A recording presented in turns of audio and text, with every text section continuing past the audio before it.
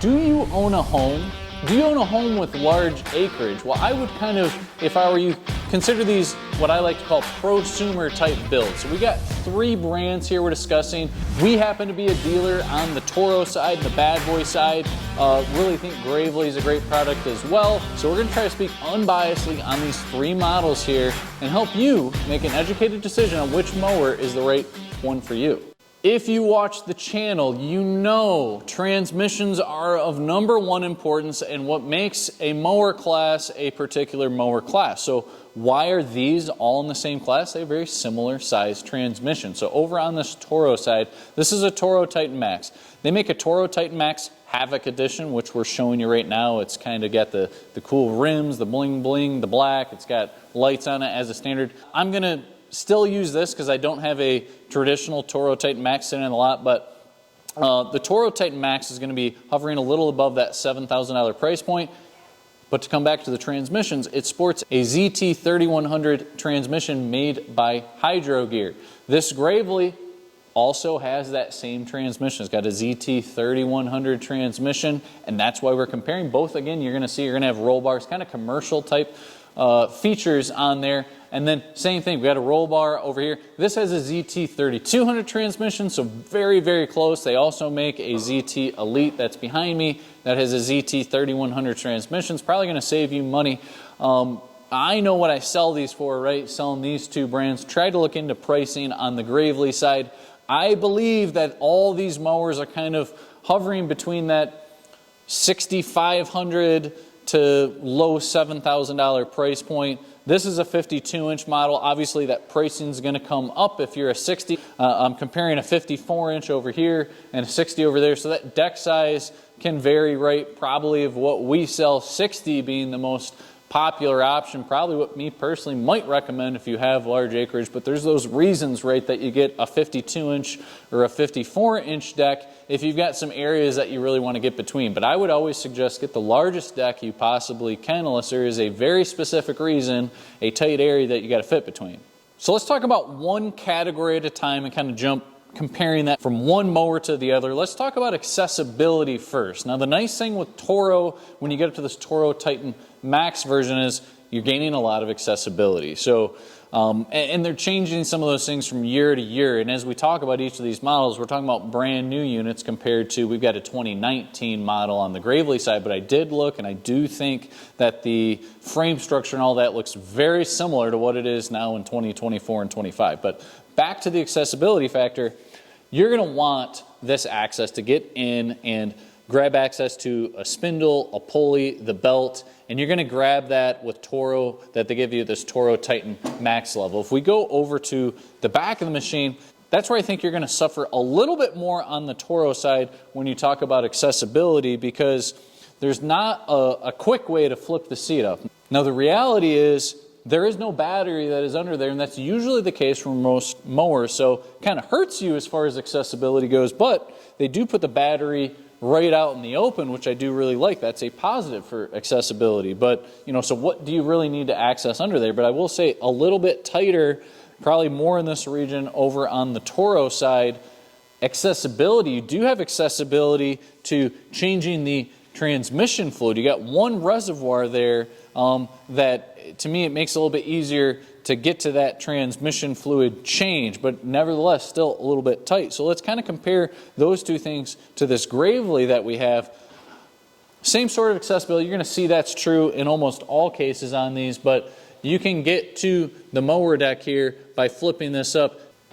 Kind of that same general access you're going to get on all of these as far as access in that region. Now over on the Gravely side, you do have access to flip this seat up. So let me go ahead and do that here. Again, talked about this being used. This is actually a customer's we've got in for service. So we are a little dirty under there, but nevertheless you see you do have access. If you do have to get to that gas tank, do anything in that region when you didn't over on the Toro side, you notice the battery. So positive, right, you can get to this. I don't know, again, we're talking about a 5-year-old model here. Try to be unbiased. I just don't know what does the new version, the 2024-25 model look like. I don't personally like the battery setup that is going on here. Number one, it's not your traditional lawn and garden battery that you've got. This is more traditional what I see in like the power sports realm of just how small it is and compact and all that. And you have a few different things that I think make it harder to access your battery kind of wedged a little bit away. But hey, I do really like that you have two different external reservoirs as far as servicing both of those transmissions. So that is a huge positive that you can get two different reservoirs, very easy. I can't see the transmissions yet, but they're still very easy to service. And to me, I kind of consider that under accessibility. As far as the shroud that's back here, a ton of protection, probably the heaviest duty rear end out of all of the machines that are on here, but it is tighter actually in on this component to work on the engine. Removing this area to work on the engine, I don't think would be very hard. You got just a couple of bolts, so I still think it wouldn't be too hard to work on back there. Really heavy duty rear end as you see on this machine. So let's go over to that bad boy. So on the Maverick here, big trait to bad boys, they're super accessible. So don't have to do anything hard, just pulling that up. You see you've got total access to the front there. And then kind of same thing back here. If you flip this up, you've got just tons of access, and the battery's right there. Very easy to change that. I can even see through if I needed to see something to grab access to the deck from the rear. So that is a trait, that's a commonality on these bad boys, very easy to work on. Now, one thing I don't like here at the Maverick compared to the two we're comparing is I do not have external reservoirs. So I mentioned you couldn't see the transmissions on those two models. Kind of pros and cons here, because I can see the top port to the transmissions on here. So this is a serviceable transmission that you're getting in all three cases on this mower. Well, because this doesn't have an external reservoir, you can see the top port that you would fill that to. I think it's a little more convenient to have an external reservoir like you have in those cases, but you can connect a tube to that top port and service this. Just not quite as easy, but still service that. You got to jump up to their Maverick HD to get external reservoirs like what we saw in those other two models, but nevertheless, it is serviceable. And then back in that engine compartment, you know, all of them, you're a little bit tight in the back here. Probably on every single one of these models, you can remove a couple of bolts and you will grab total access if you're having to work back in that engine region. So then let's talk about ruggedness, dependability. You guys want a mower that you know longevity is going to be there, right? And I think all these, we're splitting hairs really close on this, but let's talk ruggedness first on the Toro Titan side. So number one, just what's it made of? You can see this thick tubular frame that's all throughout. You're getting a much heavier duty frame build to go here versus those classes below over on the Toro side. I could compare that to the Gravely, and I think the height of this tube is very similar, probably even a little more width over to the Toro side than the Gravely side. And then if I move over here, really nice that you're seeing an I-beam type frame, but when you go to the rest tube structure, you're getting this tube that's probably a little bit smaller over here on the bad boy side than both of these models, I'd say. But like I said, I do like the front end having that thicker I-beam. Now, I already talked about the kind of rear end of each of these machines, and I think you get similar components on the Toro and the bad boy side, that there's good protection that's on those, but I have to give the nod to the Gravely side that you've got a super heavy duty piece that very well protects the rear end of your machine, probably over on this Gravely side. Again, all have the roll bars that are on there. I like when we look at the decks, I like the Gravely, talking again about that kind of heavier duty nature. I do like that it has metal that's on here. So kind of pros and cons to that, right? Because that's a heavier duty piece. You could probably even step on that to get onto your deck, heavy duty. But as far as removing that, you've got bolts that are on here, would take a lot longer to get on and off. So it's kind of pros and cons. We talked about accessibility. You do have accessibility to clean in here because they leave this open. But on the bad boy side, if I want to gain total accessibility, I still have a flow through here, and this is just two nuts I can take off. I think would be a lot easier. On the Toro side, there are 4 different pieces that there's a little more work to that as well. So probably the accessibility, again, goes back to that bad boy to take that on and off being a little bit easier, but that gives it a heavier duty, more rugged nature like what we talked about. Now, what goes hand in hand with talking about rugged, dependability, all that, of course, is talking about warranty. You go over to the Toro side, you got a 4-year warranty behind this product, either 3 or 4 years on the Gravely. You guys can probably tell me that have Gravely's in the comments what the exact is. On the bad boy side, you've got 2 years, so less of a warranty, and that's kind of, does that speak to its reliability? You know, we sell tons and tons of the bad boys because that price point up front is so much better. So part of what allows the price point to get better is they're going to reduce that warranty a little bit. I don't think from a reliability standpoint any less reliable there, but does help it to sell at a better price to you guys up front, because from that rugged nature, I mentioned a lot of different things. Well, the advantage over here is you're going to get a 7-gauge deck versus a 10-gauge deck.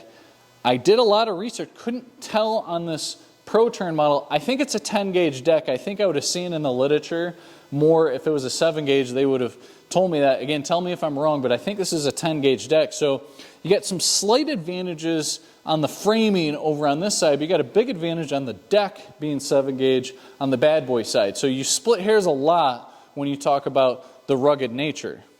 Now, a huge factor to consider when you're buying a mower, of course, is comfortability. So you're going to be out there, you got large acreage for, you know, who knows how long, 30 minutes up to possibly 4 or 5 hours, depending on how much you're cutting. Comfortability is a huge factor. And, you know, it was nice that we have this Gravely here to talk about this. But I was thinking about doing a video of just, you know, the Toro Titan Max versus the Maverick, right? The guy that sells Toro and Bad Boy, which one would he pick between the two? And I think this very question is kind of what would help me make up my mind in this venture. So let's talk about the Toro here. On the Toro side, we mentioned those heavy-duty components throughout, right? Well, you are rigid frame all throughout. There's really no suspension that you're getting on this machine, even down to the seat, because on some of these Toros, there are 3 spring loads right under the seat itself. Well, on this one, it's bolted in. I told you I couldn't lift it up at all, so you're really fixed on there. So you're losing some suspension elements to go here. Literally probably about half of the time that we sell this Toro Titan Max, we're selling it with a suspension seat. If you add a suspension seat on this unit, you're going to spend, it's quite a bit, $600, $700, $800 more dollars for a nice suspension seat. Makes the world of difference as far as suspension goes on this Toro Titan. So if you don't do that, it's definitely going to lose the whole battle. If you add it, then it's up near the best as far as what you can get suspension-wise. Now, over on the Gravely side, we mentioned that the seat flips up, right? There's some pieces to that as far as suspension goes. So let me go ahead and flip this up.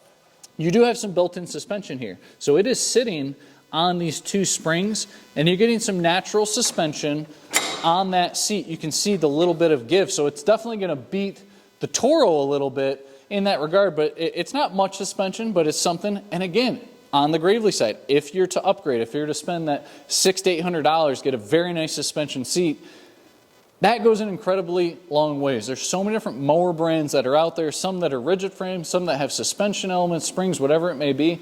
Adding a suspension seat, that's something you can do to almost any of these zero-turn mowers and instantly gain an elite level of suspension. The nice thing on the bad boy side is they will, without the suspension seat, give you built-in suspension to the machine. So on the bad boy side, these, I mentioned this I-beam front end, you've got a piece that comes over on each arm, and it's a little bit harder to show on the Maverick series, but the exact same thing they do on their Elites. If I lift this up, you see these are pivoting front arms. And so the same thing happens, pivoting front arms, with this bushing that can kind of absorb the front end if it's going over some undulation. On the Maverick series, they do that on the rear of the machine as well. So if I kind of poke back in here on the rear of the machine, it also has these rubber bushings on the backside. That adds just again, another, you know, the nice thing is it's adding suspension for you as a rider, but it's also adding suspension to the whole machine. So it's going to take less abuse on the whole machine.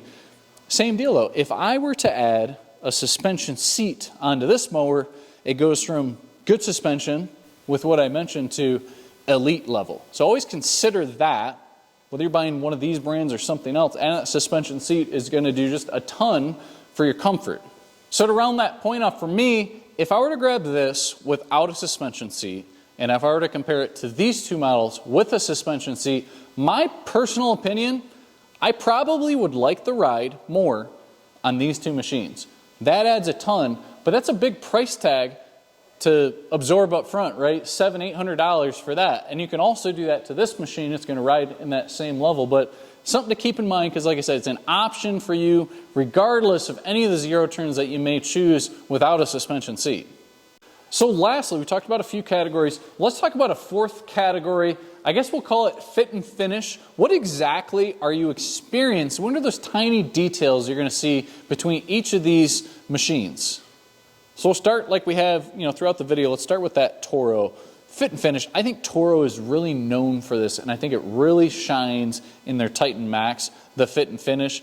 Just some of the detail work that is around this machine, very high quality fit and finish. You're not seeing big open gaps. Everything kind of conforms, looks really nice. I like the simplicity of certain things that they do, like with this deck lift mechanism. So you can press this. They have a magnetic pin that's in here that you can set anywhere. Just tiny details like you can transport with the deck in the up position, and if I press that and release this transport, then it will drop to that deck height, and just you're going to see stuff like a really nice rubber mat. Lots of tiny details. Toro does a great job of some of those aesthetics. And of course, we're talking about a Toro Titan Max. I'm sitting on the Havoc, right? So you see a lot of really nice fit and finish. The traditional Toro Titan Max doesn't have some of those really premium fit and finish things like this does, but has the exact same structure otherwise. Over on the Gravely side, I just think when I look at it, it looks rugged, it looks beefy. Some of the kind of more delicate natured type finishings, I think that Toro wins, but when you look at this, you look and you think rugged, and that's kind of the look that they're going for. So maybe some different open compartments that you see on this, but not that that's necessarily in my mind a bad thing. They're going for a very rugged look. Tiny little things I like that Gravely does here.